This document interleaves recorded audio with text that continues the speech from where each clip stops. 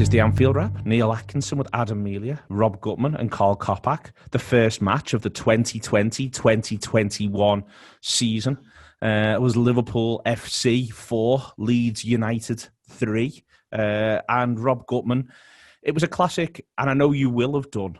When you watch it back, you go, oh, it wasn't quite as fraught as it felt at the time. Is that fair? Absolutely, and I did. There's a phase at 3-2. I'm losing track of where the span between the goals, but there's quite a span between our third and their equaliser, isn't there? Yeah, we're brilliant from 45 to 65. That's right. So it got very pre-seasony. I was watching with Steve Graves, and I said this could end up being like the Blackpool game a week ago. It felt like we'd had the silly bit, and now we can just pull away from them.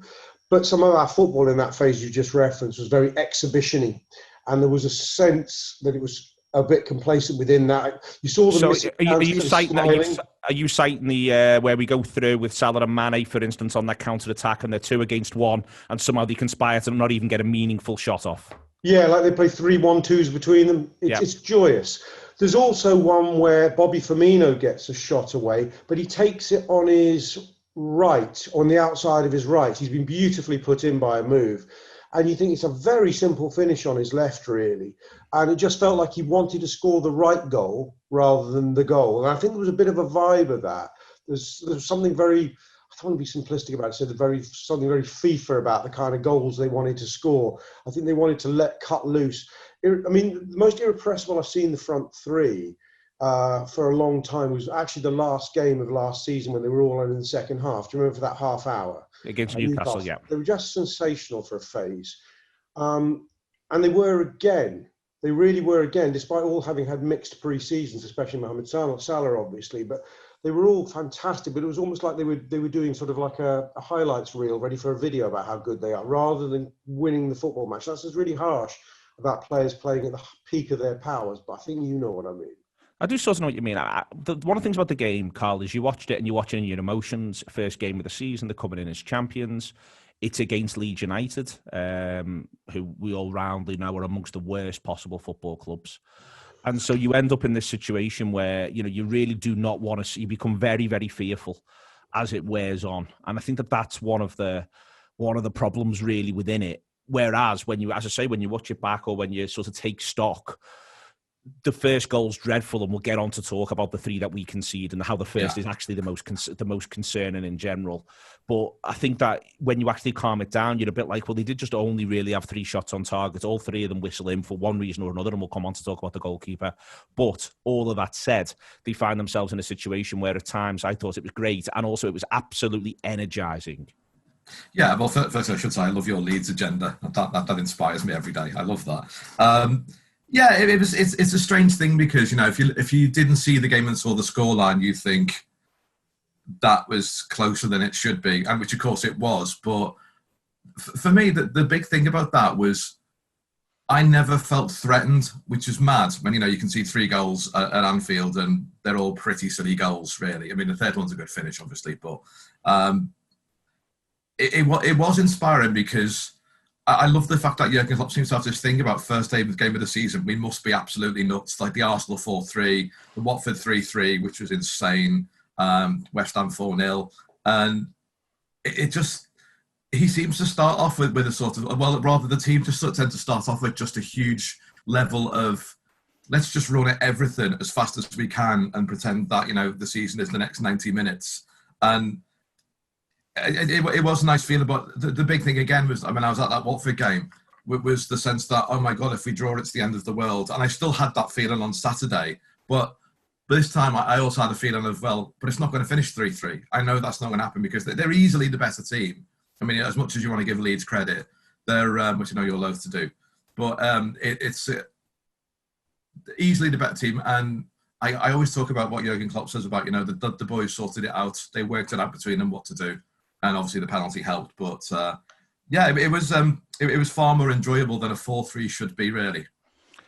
And certainly with the nature of how the goals go in, Adam, it was far more enjoyable than that as well. I mean, I liked the Anfield rap tweet around the fact that we just needed to hold serve once in order to do the decent thing. But I actually felt that about the game. As Rob says before, I think if Liverpool go 4-2, I think Liverpool wins 6-2. Yeah, and I think you can drive yourself mad with that stuff sometimes. But if in that period from 45 to 65, Liverpool had gone 4-2, I think they would have absolutely pulled away from Leeds. They would have been architects of their own downfall had they dropped points, but they would simultaneously have been hard done to.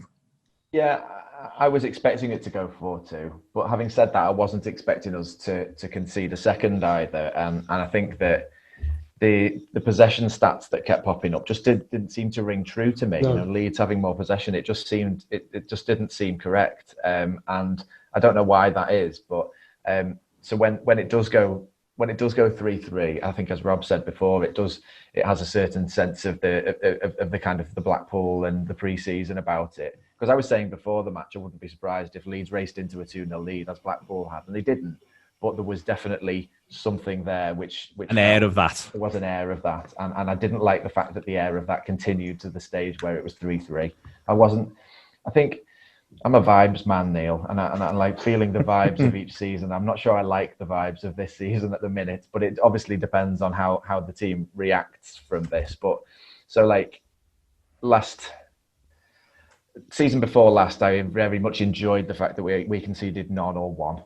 I like that kind of thing. I was thinking, and thinking to the season before that one, I did enjoy it when each of the front three would score every week. However, it's nice that we concede none or one now. Yeah. And so that, the season where we go on to win the European Cup and get however many points in the league, that was the one where I was feeling supremely confident about each game. Just knowing that we don't concede, it just sets you up such a platform. And I felt like last season we kind of didn't have that anymore towards for various reasons. I guess Alisson's couple of injuries didn't, it meant that he seemed a bit interrupted throughout the season, still seems a bit interrupted somehow now. And so the kind of the vibes I'm getting in terms of how we're actually playing, and also like the signings we're looking to make, it seems like we are releasing an element of control and making our defence even kind of more exposed than they are already, which is very exposed. And I'm not sure.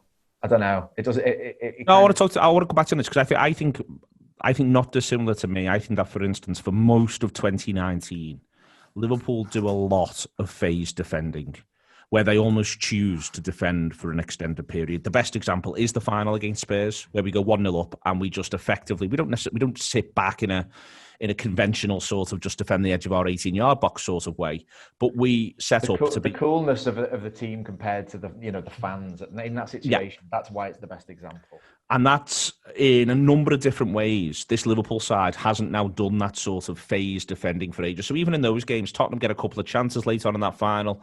There's late chances for Mason Mount when we go to Chelsea, for Zaha at Crystal Palace. It's not like there aren't chances for opposition players, but what there aren't is they tend to firstly, they do come, and they are often really, really good ones, but they come quite late in the game, but also they come when Liverpool have been frustrating them for 30, 40 minutes. And I think what you're saying, and I've got a fair bit of sympathy with it, is I actually struggle to think of the last time we frustrated a side for 30 or 40 minutes, if you know what I mean, where we've done their heads in for 30 or 40 minutes without doing all that much going in the opposite direction. We've just done their heads in. They can't find a way through. And we seem to have stopped committing to that in quite the same way. Absolutely. And I think you could probably see a similar thing with City. And that's why it concerns me a bit, because I think as much as anything, and it probably is something we're doing, there's a little bit of a mystique cracking in terms of how other teams feel they can do against us. I think other teams, when you're talking Zaha missing his late chance, that's because he feels like he needs to put it in the postage stamp. He knows he won't get another chance, all of that sort of thing. I'm not sure that's quite there at the moment. I think Leeds feel they can score 3 at Anfield, and partly that's why they do. There isn't this kind of impenetrable somehow goalkeeper the way we saw. And my example of that is always when we played Chelsea in a 2-legged semi-final, and they had I can't remember his name now. Oh, Courtois' first season, and it felt like we couldn't score. And like I remember Gerrard trying to put it in the bottom corner with shots time and time again, and that was what we had there with Alisson for a while. And so I do think that there is something which I'm not quite sure how you deal with it really, but I'm just a bit concerned now that teams like they did with City all of a sudden last season will think, well, we'll have a pop and this is what we'll do. We've seen other teams do it. Granted, that's the teams where we usually score 4 or 5, but there is a blueprint developing on how to play against Liverpool, and if it works in the next month or so, that's going to be the story of the season. His team's are going to keep trying doing it until they can see that it's not working. So I do think we're in very early doors, a very interesting part of what the season's going to look like. I think in hardcore numbers, Neil, our defending, I know we're going to go dissect these goals a bit, because you can tell yourself 2 different stories, but the pulling back of the lens, as Adam's talking about, is that we've become a team that concedes goals. I actually decided to check the statistics on it, and the malaise goes back to, well, pre-lockdown. I would say probably West Ham at home. We conceded 2, and from that point onwards, we've conceded in 15 mainstream games. 15 we conceded 26 in our last 15, which goes pre-lockdown, lockdown, and to now. That's a really, really shit goal average. I checked. I sort of averaged it out across the Premier League. So, well, where would we have finished if we'd had that goal average conceding last season? I knew it'd be shit. It would only 2 teams were worse than that in the entire last season. So, in a way, I think that it sort of helps Klopp and the gang go, it's pretty acute, this problem, isn't it? Rather than going, this will pass, this is a phase. There's something a bit more going on, I think we have to concede. The interesting thing is, in that phase, if you look at the personnel of the back 5, apart from the couple of games Alisson's missing, they're almost all there, the main guys. Yeah. The only variation, even if you go across the team, is Henderson's missing for a few games, but not that many. So here's my COD theory on it at the moment. I think Adam's alluded to it. Are the midfield lacking intensity now, and is this a structural thing because they've been doing what they've been doing for so long? I think you could see lots of elements of them lacking the intensity on the press, and we will talk about it when we go discuss the goals. But that's my COD theory for now. You got a COD theory, Carl? Any CODs there? Well, I'm surprised at that, to be honest. I mean, could you the goals? No, I don't know the numbers. Could you say that because the league was won, we were a bit slack, particularly the Chelsea home game, or? You could say we've used that excuse, and it might be a valid one, but probably. I'd rather we didn't carry it on. I think there's loads. So my slight response to this is that there's lots and lots of mitigating circumstances. What I'm more concerned about, and I can do all the mitigating circumstances. For instance, you're counting the goals against Atletico Madrid where they get 3 in extra time, and that's 3 of your goals there. You're counting the City 4-0, which was about as sort of definitively freakish as it gets. Yeah. I think we can agree with that in a certain little way there, and we're also counting the mad Chelsea 3. Yeah, but my concern. The feeling kind of goes back before. But my concern is more the vibes. Yeah, the vibes. And I think the vibes are. I'm more concerned almost about the vibes than about even about a sort of doing a statistical reality, because what I think does matter is that veneer of don't even bother. Yeah, and I think that's what you don't want to lose, and what you don't want to lose is what I think is really important is don't even bother. And right now, the thing about the Leeds game, and it'll take a while even to shake that one off, is there's you look at who we've got next. Chelsea will bother. Then we've got Arsenal at home, and that we've drawn 1 and lost 1 of the last 2 against them. So Arsenal will definitely bother. Villa away, I think Villa will probably be quite bothered, and then Everton away as well, and Everton may well bother more than they have done for a while. So I think that's what I'm concerned about, Adam, is that it isn't we can go into a couple of the reality bits in a minute, and we will do with the first goal in particular. But I think what we did have was the idea that if you're going to try and score against this Liverpool side, then you'd best bring your dinner. That's exactly what I'm saying, Neil. And I think that looking back, it's our incredible run at the start of last season, up to and including Sheffield United, where we kind of spawn it, and then and then the draw at Old Trafford is what sort of ends it. But from then, it's almost like in terms of our play, we look impenetrable, and in terms of the rub of the green, things are going our way and making other teams think, what is the point, because they're going to get a pen in the last second, and like we did against Leicester, all those sorts of things. And then I think that probably then have things go more our way than we expect to, and we have to sort of manufacture our own peril towards the end of the season. And we're kind of still in that mode where we talk a lot about the points gap and how it will reduce. The points gap has gone. It's a new season. We were all on zero until Saturday. We don't get to keep any of them points. But I think our attitude is still the team's attitude is maybe still not quite. It's definitely not where it was this time last season, I would say, and that is something which, if it isn't dealt with urgently, those 4 games that you've just rattled off sound terrifying to me. In just some of the play that we saw from all of our players that weren't acting in a very matter-of-fact way on Saturday. I'll just come back to you on that last little thing, though. We all came away from Norwich saying they could have got a couple more there, and they don't stick them in the back of the net. Yeah, that's true. We are, against Southampton, they absolutely bladder us from 25 to 45. And then even at the end of the game, we come out second half with the absolute business. Yeah. But then we put one on Danny Ings' toe and they miss a late chance. First half against Arsenal, which was the 3rd game of last season, Nicolas Pepe has, and Monkeys are still trying to count them, but I think 24 one-on-ones. There's teams of scientists working around the clock on it. Do you know what I mean? So I think they are all difficult, and I think if I'm going to pick a game to have to get me out of any sort of malaise, it's Arsenal at home, usually. So having said that, they were good. It's because they put up enough of a challenge usually. So I think that we do. When you can name a list of 4 games and they all kind of sound hard, but when you're in them, it's not. It doesn't shape up like that, I suppose, is what I'm saying. But there's. I just think that. Go on. No, I'm gonna say all of this adds to the thing I've been saying for a few weeks now, which if there's one game out of all 38 you gave me the guaranteed win on, it's the one next Sunday. Yeah. Every single match, and I include City away. If you gave me one guaranteed win, and I'd almost like it to be as horrible as 1-0 or 2-1 as possible. It's massive, and I think it's probably slightly been forgotten because we won, and it was part of such an incredible run. But Stamford Bridge last season, for me, was massive in my mind because of how it tends to be a bit of a bellwether for the season, in a sense. It's a horrible place to go. It's a horrible place to go, and I think the last second Sturridge equaliser was massive in my head, even though we didn't manage to get a win, because that game generally is one that we would go there and get turned over 1-0.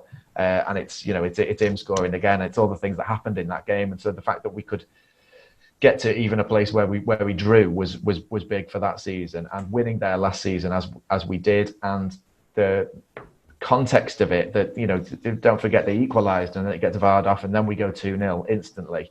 It was such a huge moment in that season that, yeah, it's just it's a horrific prospect.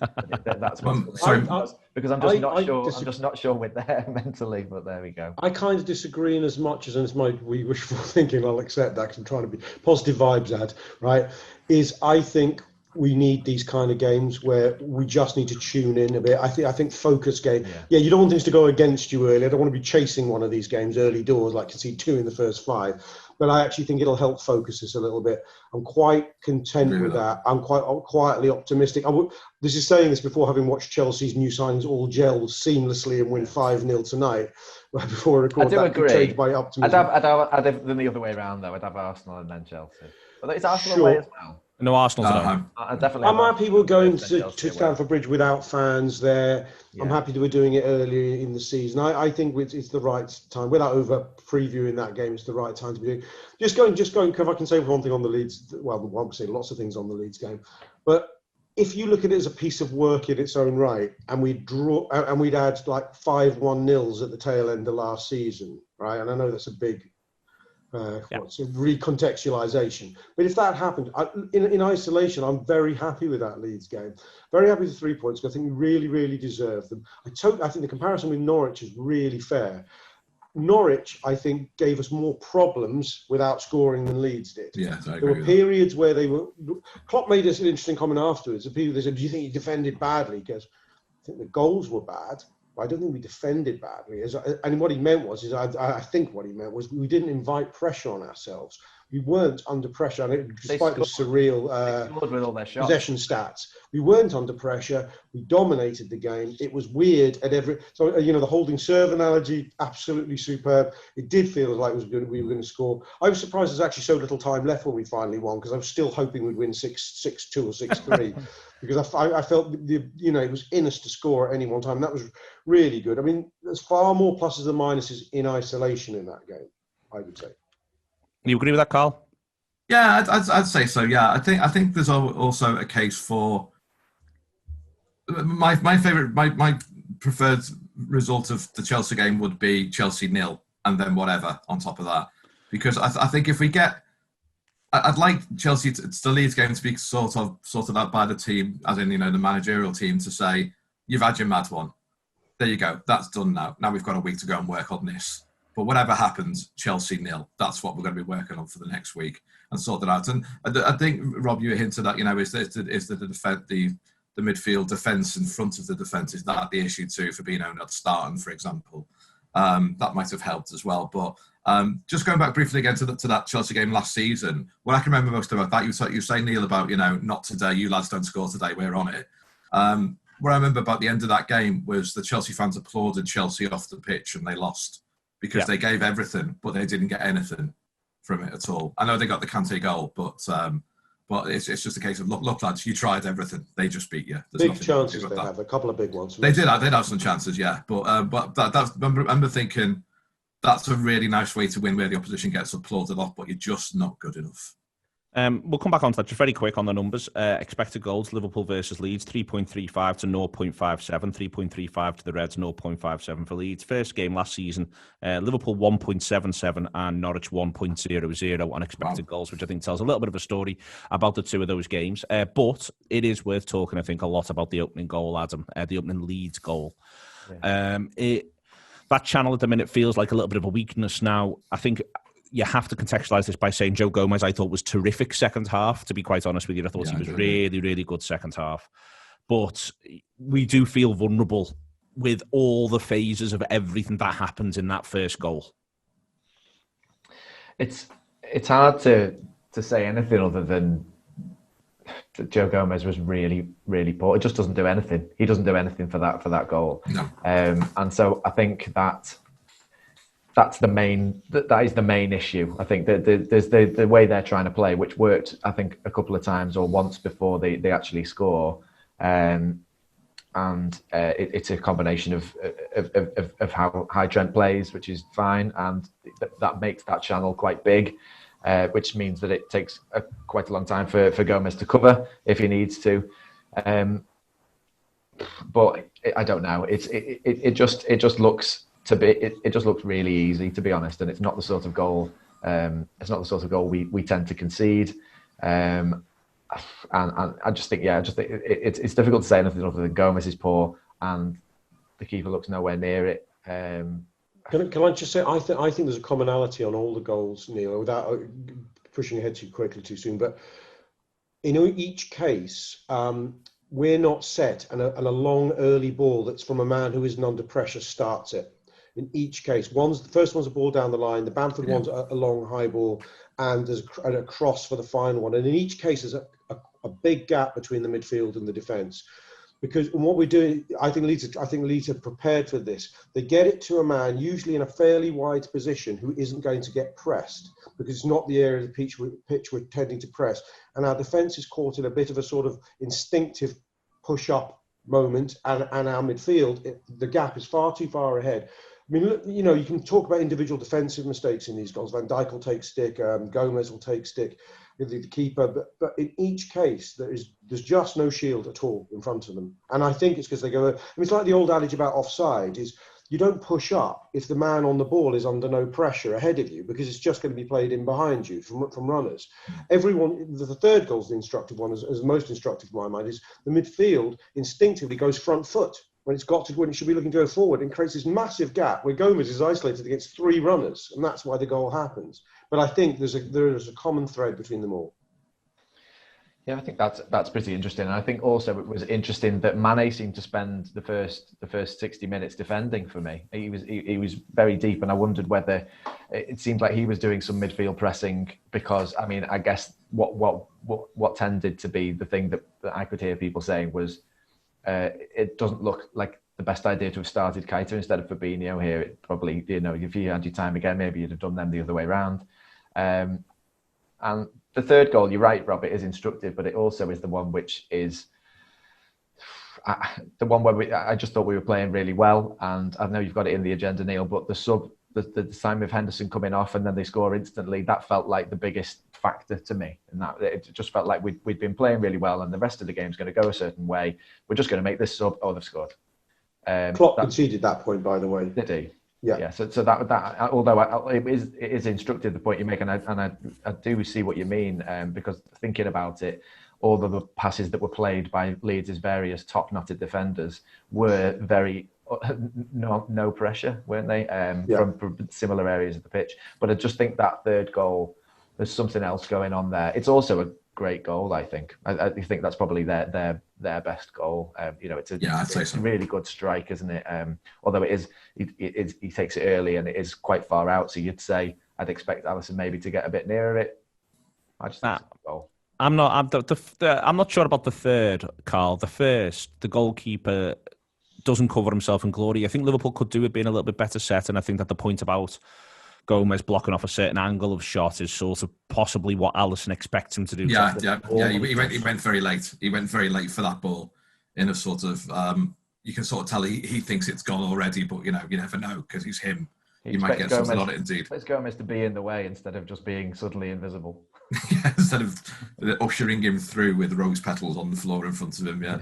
It's I thought he just went a bit too late because he's expecting better of Gomez. So, but he ends up in a bit of a funny position because he can't get down to it, and he's also quite advanced, Carl. That's the other thing as well. There, because again he's trying to cut a certain angle off, and it transpires he's in all sorts of bother the other side. Yeah, it's just. I think it must be difficult because if you know that your centre halves are just that good, and you see one tiny thing, I think your initial reaction will be, as a keeper, not that I am one, is to step forward and just sort of cut things down again. And then I think that's all it was. I didn't think he was expecting Gomez to be quite so bad as he was, and it terrific early shot as well. Yeah, I think it's a good finish. Definitely. It's the tightrope. It's the tightrope we walk though a little bit, Rob. And the manager talks afterwards about, for instance, it's not just like picking it back up again. It's not just like riding a bike, playing at the back. Yeah. But I think that this is, again, to do Adam's vibes point.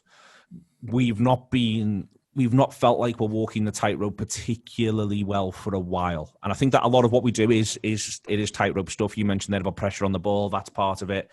Then about just sort of winning that initial battle when it emerges for both Trent and for Gomez. Then Gomez positioning himself well enough. And then the keeper making quite a big call to block off an angle, which opens up another one. All of these things are big percentage decisions that we do. But the point is that if you get them a bit wrong and you get into the habit of getting them a bit wrong, it could be difficult to arrest. Yeah, I mean, there's no kidding ourselves. Everything's absolutely right. I don't think anybody is. It feels to me as though we're a very good team which has three incredible components that any side, any sort of club in the world will go, we'll have Liverpool's midfield, quite frankly. We'll have Liverpool's defence, quite frankly. We'll have Liverpool's attack. The key in the most impressive phases of the last two seasons has been the harmony with which all those departments work. I think Klopp would say, managers say it and fans think it's platitude, but we defend as a team, we attack as a team. It very much is what this Liverpool side is about. I felt at times when we're in full attacking fluency mode, it's because the front three are just on it. And we're sort of expecting the defence to defend very individually at the moment. So that's not right. I mean, I at the beginning of this, I was proffering that set of statistics that shows that there's been a bit of a set-in of a cancer in terms of our defensive quality as a team. But it does have to be reiterated. It's been a very, very strange phase for our club. I go back as far as January because the league really was very much won. I think people pick their game. Like, was it the United game? I just said when we won at Spurs 1-0, I was then beyond certain in my own mind that league was won. And that's quite a long time ago. So we've been, yeah, I think we've had conflicted agenda since then. How quickly they can reorientate them, I'm not sure. It may be that he thinks they have to change formation just to sort of almost recreate a myth. I do wonder if a double number 6 system, at least it may affect us. I don't know our fluency going forward, but it could create sort of like a double closing of the back door kind of thing. I don't know. I feel something like that needs to come in. The flip side of all of this, Rob, is the best player on the pitch. Mo Salah was just simply incredible. 2 of the goals are penalties. Firstly, penalties need scoring, but it's not so much that. He is absolutely irrepressible in the game. For me, I think there's a bit of a wider point. You know, there's a lot of praise for Leeds United in the way in which they approach the game. They didn't have seem to make it easy for Liverpool to pass to the best player. The best player should not get on the ball all the time. And yet the best player was on the ball almost as much as any other Liverpool player. Liverpool just found him over and over and over again, not least because his movement was brilliant. Yes, I'm going to quickly say I think I'll quickly get Leeds out of the way. The sort of post-match mantra that Leeds are going to take a lot of points off our opponent this season. I'm not sure they will. I'm not convinced they're not a pile of shit. But we'll see. Let's park them for a minute. Yes, Salah, all of the above. It was. I mean, it would have been a relief just to have seen him be 50% of the Mo Salah we've come to love and score a goal, but to be sort of 110%. Brian of the Mo Salah was absolute. It was a real treat. It was the most. I mean, yes, 2 of them are penalties, but one of them he very much earns. In as much as if that clumsy fool doesn't put his arm up or have it in the unnatural position or whatever, it probably goes in. What I mean, do you know what I enjoyed? The aspects of Salah I enjoyed is one, he seems to be being more creative at the moment, especially in that game. He's really that sort of selfish Salah, which had begun to irk a bit, was very much absent, even though he was still focused on getting his goals and looking to shoot. He also looked very unburdened, and I even think maybe from getting the early goal. But Salah's, you only realise when you watched his body language and his facial movements during the game, after the game, and you thought, this man has been playing under intense pressure for a long, long time. I'm going to go back almost to the tail end of his first season, where he was very focused on scoring every week. And there was actually a couple of games near the end where his selfishness was off the charts and beyond stuff Sturridge used to get criticised for. I mean, obviously, we'll always indulge that because he's a fantastic goal scorer. But I think he's played under an enormous amount of pressure and still produced goods. I wonder if something a switch has flicked in his mind because he looked unburdened and the better for it, I thought. He gets compared to when he first arrives, Adam, not least because he plays off the right and he's left-footed. There's a lot of comparisons to Messi. Then I think people make a slightly more accurate one around Ronaldo. Being a Liverpool forward who's played for the last however many years, people talk about Suarez. When I watch his performance back against Leeds, he actually reminded me of, albeit flipped, Thierry Henry.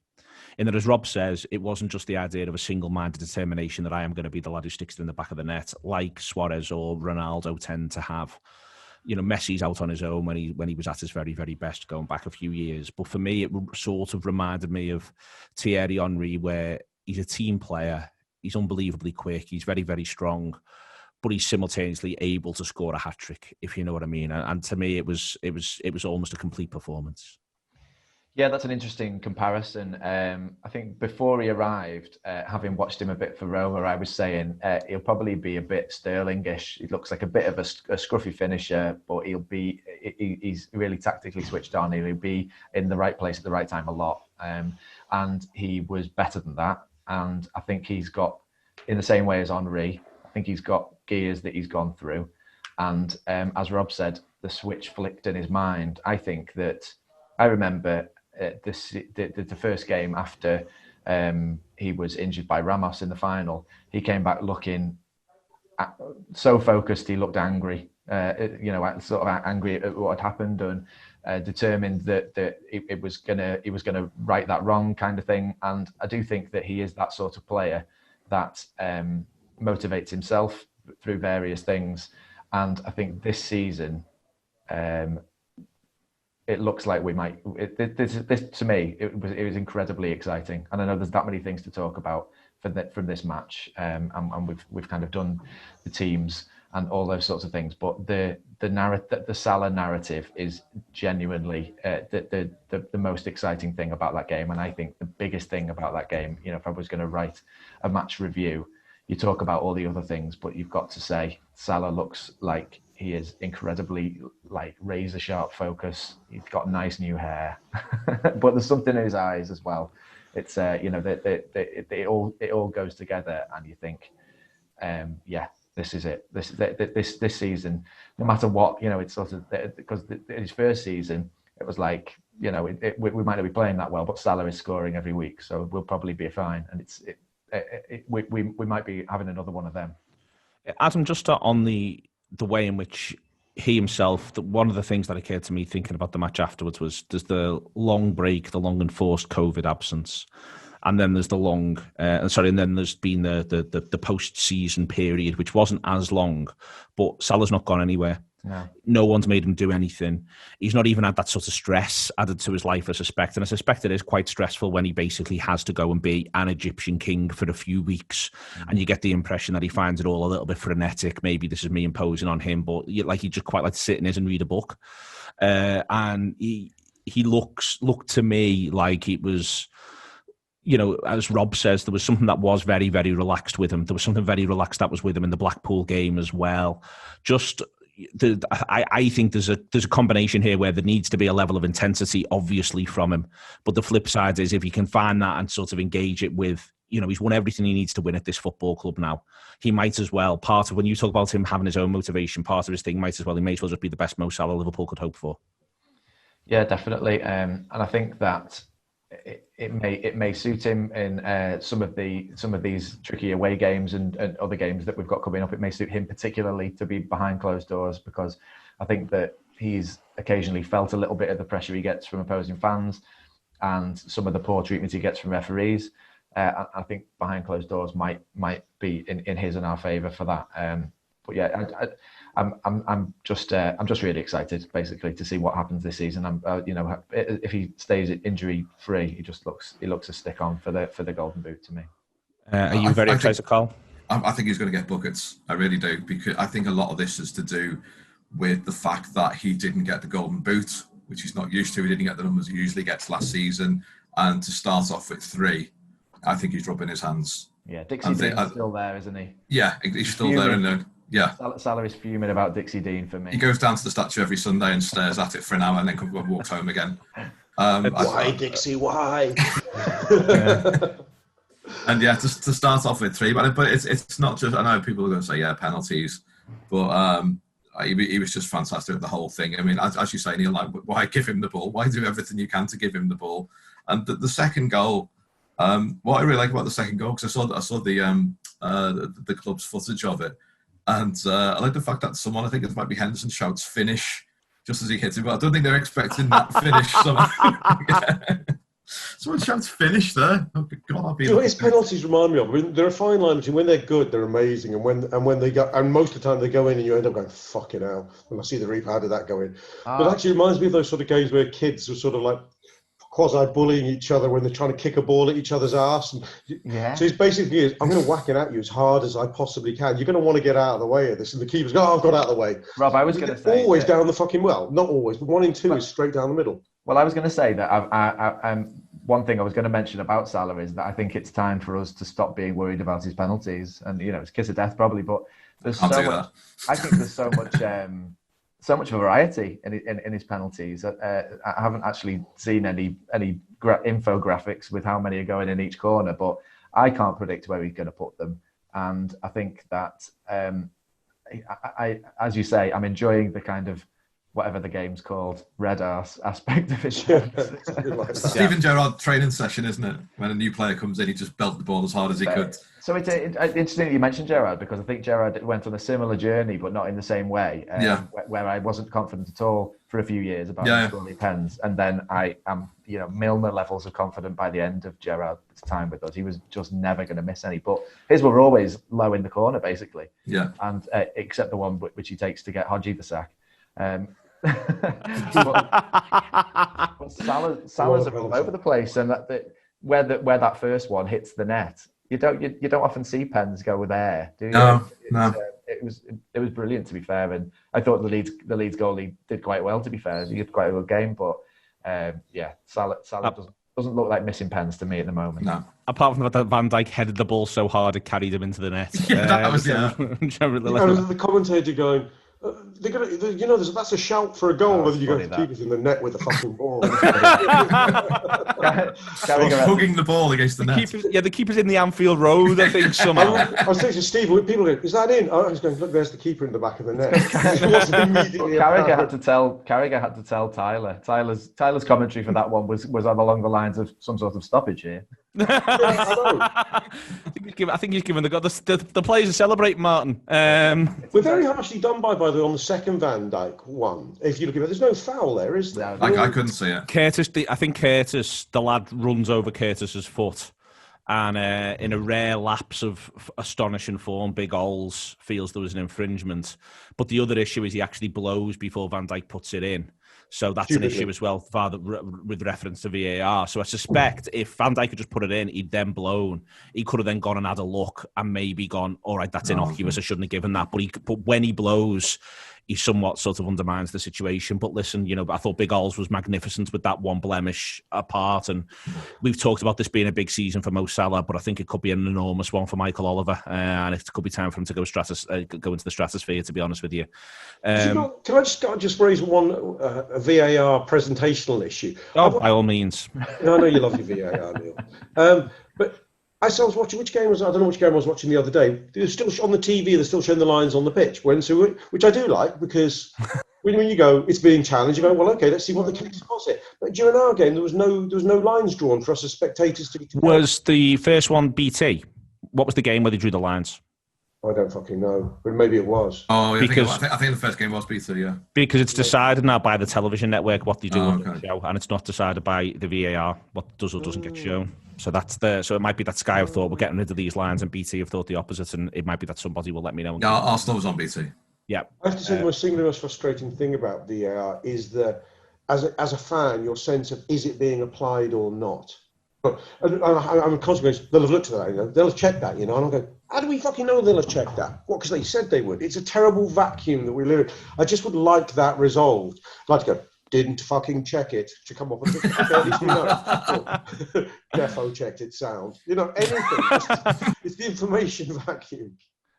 45 to 65, Carl, as I said before, we are absolutely ace, but we do need to make it count. And, if we want to do the wider concerns point on this, when I look back over the fixtures that have been cited by Rob before, when we talk about, for instance, goals that have been conceded, the flip side is always whether or not we put the hammer down and scared the opponents enough. So, for instance, we give up a fair few chances against Brighton. We only get one goal, but we should have just been out of sight. We're absolutely dominant for a period.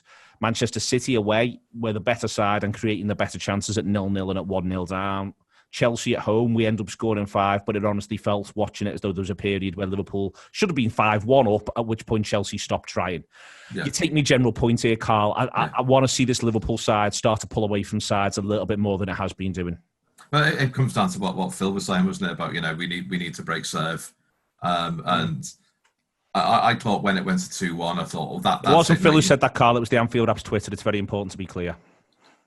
Absolutely, Neil. Yes. Okay. The Anfield app Twitter was very, very clever when it said that, I thought.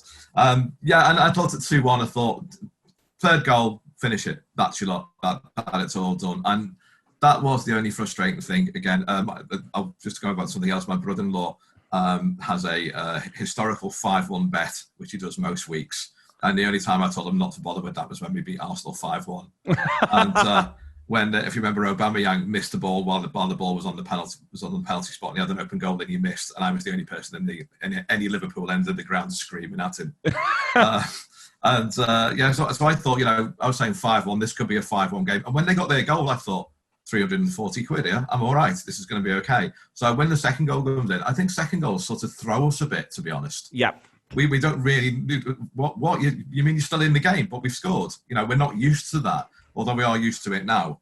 But, we really do need to start pulling away and putting games to bed. And, the usual sort of 80s thing about just holding the ball on. They can't score if we've got the ball, that sort of thing. And we're doing less of that. It's frustrating, Adam. I think, and I think that's for all the praise of Salah, and I'll continue to praise Salah. I thought he was absolutely tremendous, but there is just that making it count thing, and it's almost too easy. I feel in the periods in question, like we're creating so many, or we feel like we're creating so many opportunities to have opportunities that we don't actually do anything. We don't actually, we almost feel like, well, this is never going to end and we're always going to be this dominant, and maybe that's me imposing something on them and that's not quite valid and all of that sort of stuff. But that's what I feel like I'm watching in that period, where we just feel like, Gini Wijnaldum doesn't score, but it's all going to be all right because somebody will in a minute, and then somebody else misses and they smile wryly, and then somebody else gets a great chance, or we don't quite carve them open as we should and stick it in the back of the net, but that's all right, and then we nearly do it again and then we concede. No, I'm with you, and I'm always pretty much, and it depends on what the score is. Obviously, I'm not insane, but I'm always quite annoyed if we don't score when we're on top, because I don't think momentum isn't infinite in football, and you do have to take your chances when they're there, because, like you say, I think that you quite quickly go from Rice Mile to one of those days. That there's probably two chances missed in between a Rice Mile. Well, it'll be all right in a minute. It's one of those days. So yeah, but that is all quite ephemeral, and I don't really know. It's quite difficult to pin down what all that means. But there is definitely something to be said for. I don't know really. I'm not sure whether it's what player in particular it is. Whether it's a bit of overconfident, super confident Firmino, maybe not quite making the chance that it should be, because it's just generally it's nice play. Well, the chance will be there in a minute. Not to say that Firmino wasn't good. I thought he was. Great second half. He was, and I think maybe it's the thing that it's missing is just some sort of typical Mane goal. It's probably him that maybe it is a bit showboaty, Adam. I thought he doesn't quite come to the party. I think, and the players that. So just to finish off, Rob, what I was going to say is that I think the players that played more matter-of-factly are the ones that played better on Saturday. Yeah, I mean, going back to we referenced at the beginning, the move where all the 1-2s, Mane's attempted finish of that move is absolutely ludicrous. He balloons it over the bar. It would have been a great goal. And that's what was in his head. That was his main motivation in that moment. Which made me think there was a point in that game where I said to Steve sitting next to me, I said, this is a very pre-season game. That's another contextualization we have to say here. It very felt like a first game of the season game, which can feel like a pre-season game, and I think that accounts for what I've perhaps harshly called showboating. They're in a certain mode, which is, instinctively they're not quite at the winning thing as opposed to getting it performance thing, if you know what I mean. Curtis Jones and Fabinho, Rob, both grow into the game, I think, quite nicely. Yeah. I think Fabinho, again, and I think it's in part marked by the fact that Leeds scored in that period, but I think Fabinho as a Rocky sort of 10, where he's a bit trying to get to the pace of it, and then he absolutely dictates the pace of it. Jones gets on the ball an awful lot as well. Again, takes about 5 minutes to work out exactly how this is working, and I was he's just running around a bit here, to be quite honest with you. And then all of a sudden he was on the ball all the time. And I think that speaks volumes for both of them, and for the approach of Liverpool in terms of getting them in the game. Yeah, absolutely. I thought both played well. I thought Fabinho came on, and I thought he was, although you're right, he did take a little bit to warm up, but he was man on a mission. I think he would have been not entirely surprised, but jolted by not starting, because a couple of his performances in pre-season were abject, and I think he was hauled off at half time, wasn't he, against Blackpool? He was shite. So I think he earned the dropping, and I think he seemed to respond well, and to me that's a big thing, to respond properly. Curtis, when you put a kid, and he still is in that category until he's played a lot more games, into that kind of game where there was not a lot of space, and Leeds' work rate was high right until the end. They've thrown bodies in front of everything.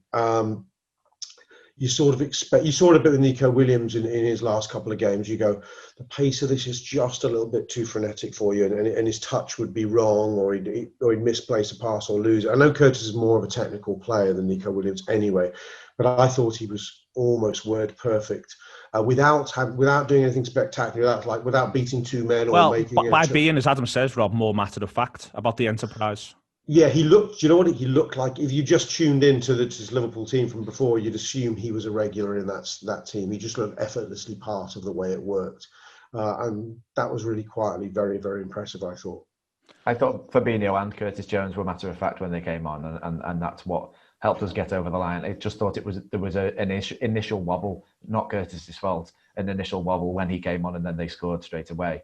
And there's definitely something there with Curtis Jones. It's interesting. I think a young central midfielder doing the things that central midfielders do, which is not always obvious. And I think that there is something there where he is maybe not quite as Duracell bunny kind of all energy as our all energy midfield can sometimes be. As Rob said, he's more technical, but it is great to see him growing into a fixture of this team, and I'm not surprised that he is one of the first picks off the bench. I don't know whether you'd agree with that, but I think it's no longer like, oh, he's giving the young lad a chance. There's been it's Curtis now, isn't it? Not the lad coming off the bench. I was about to say though, Carl, it is interesting who he gets on ahead of at that point. Jones, and I think there is something in the fact that we go 3-3 straight away, and the manager might actually immediately regret it. He does mention it afterwards, like Adam says. He might immediately think it's now a different game that he's in. But then I think that Curtis doesn't let him down. Yeah, he just got to the straight away. Okay, 3-3. We know what to do. We keep the ball, keep pushing at them. We don't make any silly mistakes at the back, which would have been a nice theory for the entire game, in fact. But he just trusts him immediately, which is a really nice thing to say. And you're right, you could have put Milner on. There's the romantic element of that.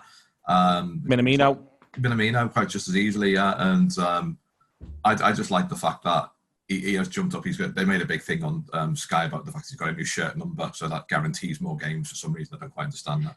But I just like he came on. He just sort of took on board the fact that we'd gone from winning to drawing, and of course drawing is losing for Liverpool these days, and he just got on with things. And to say he's a kid, I don't think he doesn't play like a kid. He just plays okay, well, I know what the tone of this is going to be now for the rest of the game, and I can help it out. The game he comes into, Neil, I think Carl's point is right. He's brought on into a game which is meant to have a lot of space in it for Liverpool. That he'd find himself in more space because Leeds would have been pushing on them and there'd be much more space on the counter. But he actually comes into a game which is really, really tight, and he has to work in very, very, very acute spaces and does brilliantly. Adam.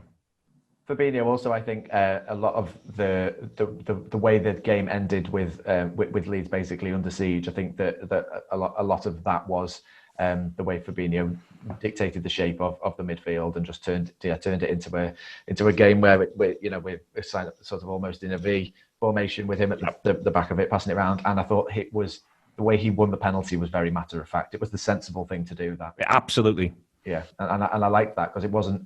It was a definite pen, but other players might not have reacted in that way, and somebody might have tried to go on and score. Was what I'm saying. But Idiots might have shot. Yeah, he did the sensible thing and fell over. Yeah, it was a big mark in the don't shoot column, that one from Fabinho. Yeah. It was some of the best not shooting of its generation. Listen, it's been an absolute pleasure today, Adam Melia, Rob Gutmann and Karl Coppack. It's a week until Chelsea, but my God, it feels massive. I reckon the manager will be buzzing for the week. I think that we are as well. If you want to subscribe to the Anfield Wrap, it's theanfieldwrap.com/subscribe. But thanks again, thanks to you for listening, but also Adam, Rob and Karl. We'll be back with more of this sort of thing for the weekend or later in the week. They'll be talking Reds on video all the way through, and there's all the subscription stuff as well. See you later.